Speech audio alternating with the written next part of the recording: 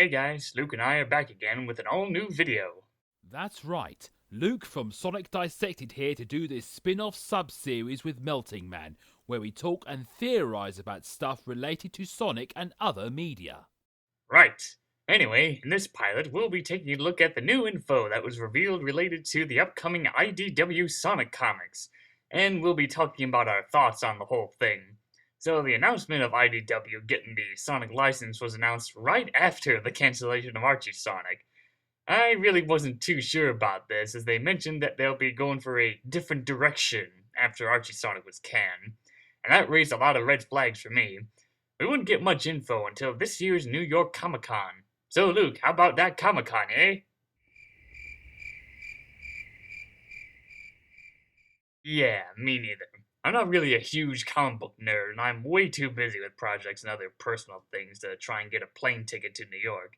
Only thing I've done related to it was buying one of their fancy Comic Con exclusive Funko Pops at a GameStop.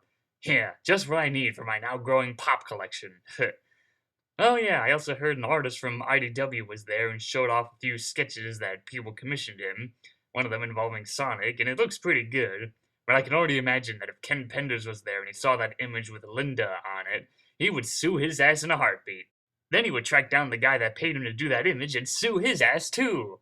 Alright, let's take a brief look at IDW itself. Luke? I do have faith in IDW, as many of their comic serials are based on nostalgic franchises like Transformers, TMNT, and My Little Pony, and I think they did a good job with from a few issues I've seen Linkara review. I even read the Back to the Future comics, which are small side stories told by Doc to his kids, like how he and Marty first met, and Biff Tannen ending up in prehistoric times. Even Ghostbusters had a comic where the real movie versions meet their animated selves. My main exposure to them was the Friendship is Magic comics, and they're pretty good. They help expand the world and characters, like giving King Sombra some backstory, or giving Princess Celestia and Shining Armor more development. Then I later read through the Edward Scissorhands miniseries, which takes place several years after the movie, which was nice. Then, of course, I read through the comics based off of American McGee's Grimm, which I already talked about on Forgotten Media, but yeah, IDW is pretty good on my end. They're the kind of company that like to get their hands on whatever franchise they can get and just have some fun with it. So, what's my gripe against them doing Sonic? Well, you'll find out soon. IDW had a Q&A at the event, and Aaron Weber was attending the panel. Yeah, that guy. Heh. Ugh. But hey, they announced that Ian Flynn and Tyson Hess will be working on this, so there's a plus. Glad to hear that Ian Flynn and Tyson Hess are returning going by the flyer. Noticing that the Freedom Fighters aren't present, it's unknown if they are coming back and if this series is starting on another clean slate. But they are aware of the demand. I did like how in the rebooted Archie timeline they did their own adaptations on certain games with possible improved storylines, especially in their own version of Unleashed, where Sonic first became a werehog, he became an uncontrollable wild beast, like when Bruce Banner turns into the Hulk instead of in the game where he's like, I'm a werehog now. It's also implying that they might do a Sonic Forces comic, maybe expanding on various Resistance missions, or solo side stories on their experience in the Uprising, or side stories on original made Resistance members. Kinda like how on the Sonic Twitter they showed some Sonic Forces mini-comics, like a Resistance member thinking he's useless and tries to prove his worth, and Silver and Knuckles fighting Chaos. Yeah, I do enjoy Ian Flynn's work on Archie Sonic. He knows what to do with these kind of characters, and even gives some of the least favorite ones some purpose, like Big the Cat. Any Sonic writer would just throw him in there as a gag and nothing else, while Flynn makes him act like an actual character, and uses the stuff he's done in the past to be useful, like using his fishing rod to save drowning civilians, or using his strength to help the freedom fighters. Yeah, remember that time when Big the Cat was strong enough to lift a car? Clearly, everyone's forgotten all about that because nowadays they just see him as the memester. And yeah, Sonic Twitter account, not a fan of that site. It just feels like they post nothing but dank memes, and most of the followers aren't even fans of Sonic. They're just there for the memes and nothing else. Well, that's my impression on Sonic Twitter. But I did read through some of the exclusive online comics for Sonic Forces, and they're interesting. First story reminded me a lot of Attack on Titan, for some strange reason. And the whole resistance only contains Mobians, which, yeah, kind of leaves a bit of a plot hole on where the hell is Gun in all of this. And the second story was good. It's kind of sad to see Knuckles actually doing his job and protecting the Master Emerald in Sonic media outside of the original games. Most of the Sonic games just have him act like a worthless sack of potatoes. Alright, well let's take a look at some of the stuff that they answered at the Q&A event. We won't be reacting to all the stuff from there, just the ones that are interesting to talk about. Crossovers were asked, and they said, maybe later. Ah yes, crossovers. IDW has done a lot of crossovers, like Mars Attacks meet Popeye, Star Trek meets Doctor Who, Teenage Mutant Ninja Turtles meets Ghostbusters, and many more. Although I haven't read any of them, I sometimes think they get a little too carried away with the crossover ideas. But man, when IDW Sonic was first announced, two of the most highly requested crossovers I've heard from people were all related to Hasbro. One being a Sonic and Transformers crossover, and the other one being a Sonic and My Little Pony crossover. Well, I can understand Transformers as Sonic is all about nature versus technology, and Sonic has experience with robots, and I can see Eggman working with Megatron. And My Little Pony?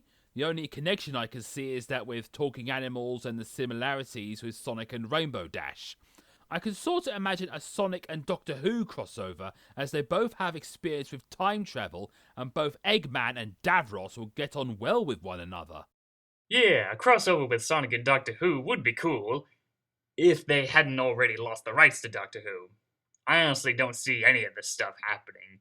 Of course, then again, with what Sega's been doing with partnerships in recent years, I guess anything can happen at this point.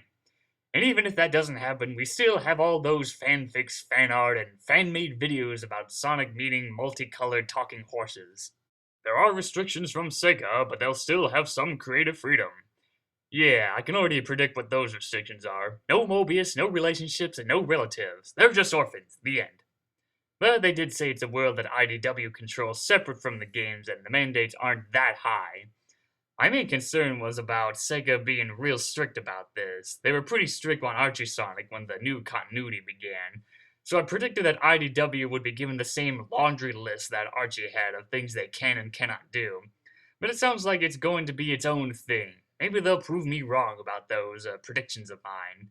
And at least they announced that they will have some creative freedom. That way they can do their own take on things rather than just being a carbon copy of the games.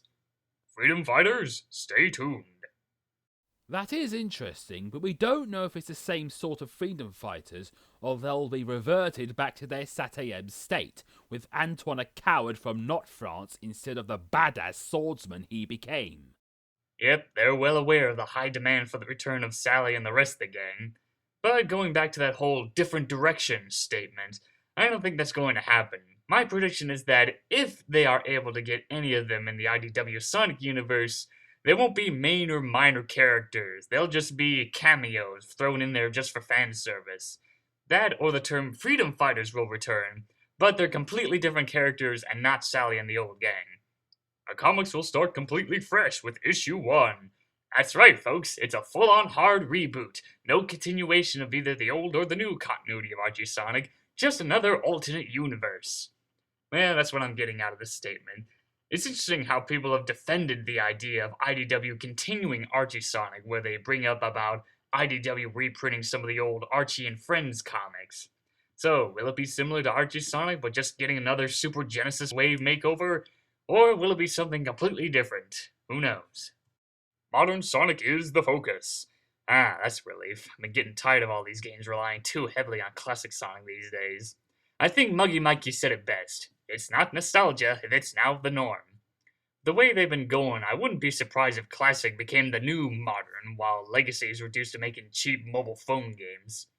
Some people have asked me why I call him Legacy Sonic instead of Modern Sonic, and aside from the fact that it was stated by some guy at Sega who said, oh, we have Classic, Legacy, and Boom Sonic, and then later went and clarified saying, no, we still call him Modern. Well, Modern Sonic just doesn't really feel that modern anymore. I mean, Classic Sonic himself, or elements from those games, have been showing up more and more in the games, and the Sonic Boom TV series is still going on modern television, so he really leaves Legacy Sonic with an identity crisis. He just can't have his own game without using Classic Sonic as a crutch. So yeah, that's my crackpot theory on why I don't call that version of Sonic modern anymore. Alright, this one's kind of funny. Someone asked about IDW's thoughts on Fleetway Sonic the comic, and they completely dodged the question. Yeah, that's the thing with British published comics, as they don't get that much attention outside of the UK. In my opinion, our Dennis the Menace could beat your Dennis the Menace any day of the week, mate. Judge Dredd's pretty well known, though. Well, I'm pretty sure Sega doesn't want anything from Fleetway related in the IDW version, or maybe they just completely forgot all about Fleetway Sonic. Yeah, like that time when Nintendo had completely forgotten all about Mario Sunshine when they were working on Splatoon. I have read through the Fleetway Sonic comics, and they're nice, but I'm not expecting anything from Fleetway to pop up in IDW Sonic. Heck, the closest that Archie Sonic came to doing a crossover with Fleetway Sonic was in the dreaded horrors of issue 134, where they featured characters from the Fleetway universe making cameos here and there. I'm kind of surprised that they dodged the question like that. A simple yes or no answer wouldn't have killed you. Ah, wait, never mind. Oh well, at least we still have the unofficially official continuation of Fleetway Sonic. Asking about spin off comics related to the story like Sonic Universe comics. They said nothing's off the table. I can see them doing some sort of spin off comics, like giving characters like Tails and Knuckles solo comics, or I don't know, a comic giving Eggman a new backstory. Who was he before he grew the tash? And in the words of the Joker, if I were to have a mysterious past, I prefer to have it multiple choice. Yeah, IDW has done stuff like that before, like with the MOP comics, like the Micro series or the Fiendship is Magic miniseries. So, do I see this happening? Yes and no. The one thing that's holding me back on this is the fact that IDW has made a lot of short lived comics based off of video games in the past. American McGee's Grimm, Angry Birds, Skylanders, Metal Gear, all of them have never made it past like 10 issues or so. It's like there's some kind of a curse on the company when it comes to that stuff. But who knows? Maybe they'll prove me wrong and they'll have a steady run that will last longer than 10 issues. A possibility of new characters. Well, this one's kind of a no-brainer. A lot of comics based off of media have always had that creative freedom to create new characters that exist in that comic book universe. So I can see this happening. And hey, with Ian Flynn on board, maybe we can see some of his characters reintroduced in that world, like giving Thrash the Tasmanian Devil some better development instead of how he was completely rushed in the Archie Sonic comics, even though that was all Ken Penders' fault. But hey, I'm open to new characters and definitely open to reintroducing previously made characters. I don't mind this, as it shows how big Sonic's world can be and could show us different animal characters or robot types, and new human characters might be alright too, if they exist in the IDW version. We can use anything from the games. Oh boy, I can't wait to see them do an adaptation of Sonic Schoolhouse and Amy's American Page 1. Well, joking aside, I'm not convinced by this statement because 1. Sega's been staying far away from Sonic 06, even though nobody will shut the hell up about that game. And 2. They also don't want anything from Sonic Chronicles, thanks to all the legal lawsuits surrounding it. So either IDW wasn't clear on what specific games they're allowed to adapt or use elements from, or they were just being completely oblivious when they made that statement. And since Aaron Weber was there, yeah, I'm going for the completely oblivious theory. Yeah, I'm not sure if they use elements from every single game, maybe the ones that are more well known and popular. Think they'll do an adaptation of Sonic CD or Sonic 1 for the third time? It's bound to happen. Maybe it'll be more original, kind of like what Fleetway Sonic did with their unique takes on some of the Sonic games. And that's about it for what's been revealed from IDW Sonic so far. So, final thoughts, Luke? I think it might be a bit similar to the Archie comics, but not too much. I think it'll have its fair share of light-hearted adventures with darker, more serious ones, like when Archie Sonic went from being fourth wall breaking comedy to a more darker setting. It might be Sonic and friends stopping another of Eggman's plans, being part of a rebellion against the Eggman Empire, or another loose adaptation of one of the games. Another staple from Archie's Sonic was Off-Panel, which was a little strip at the end of each issue parodying the comic story itself, and they can be quite funny. If IDW do bring it back, I hope it would have some funny jokes instead of making it look abstract and weird looking. No offense to the artist, and throwing in Mama Robotnik for no reason. Finally, would Sonic's personality be changed again, as he seems to act different in each form of media, be it the games, comics, and cartoons? I would say IDW would be faithful to how Sonic acted in the Archie version and make him more relatable and less annoying. As for me, it's kind of a love-hate thing going on right now. Yeah, I'm glad to see some familiar faces and they will maintain some creative freedom, but I'm not looking forward to how Sega will be controlling this and what kind of rules they can and cannot do. Sorry for being too much of a negative Nancy, I just have my doubts. Although I will say that after thinking about it for a while, I will give the first 4 issues a read through and see if it's worth continuing on or not. And if I like what I see, then it looks like Takashi Lizuka's bad habit of contradicting his own statements is starting to rub off on me. Hoo-hoo! Anyway, once the first 4 issues come out, we'll be talking about that too, and maybe some other topics. Most of them being related to Archie and Fleetway and even some non-Sonic stuff. In other words, anything Roger hasn't done yet. And maybe I'll do some tweaking with the show here and there, like different poses for me and Luke, and I don't know, add floating pipes like in the old days of Sonic Dissected. Seriously, whatever happened to those things? Well, me and Roger gave up smoking around 2013. We don't deal with magic pipes anymore. Ah, well that makes a lot of sense. And on that bombshell, cheerio! That is interesting, but we don't know if it's the same sort of freedom fighters or they'll be I don't mind this, as it shows how big Sonic's world can be, and they could show us different animal characters or robot types. A new Sorry. Will Sonic's personality be changed again, as he seems to act different in each form of media, be it the sorry, I'll start again. And aside from the fact that it was stated by some guy at Seda. Yeah. Ah, well that makes. Well that makes. Damn it. Well. I was not ready that time. Ugh, come on.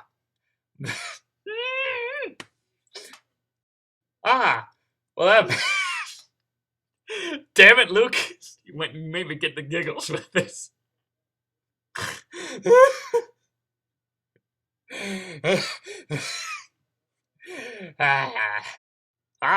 Well that makes sense. I'm closing my eyes while saying this and it's making it even worse. So I'm just visualizing it.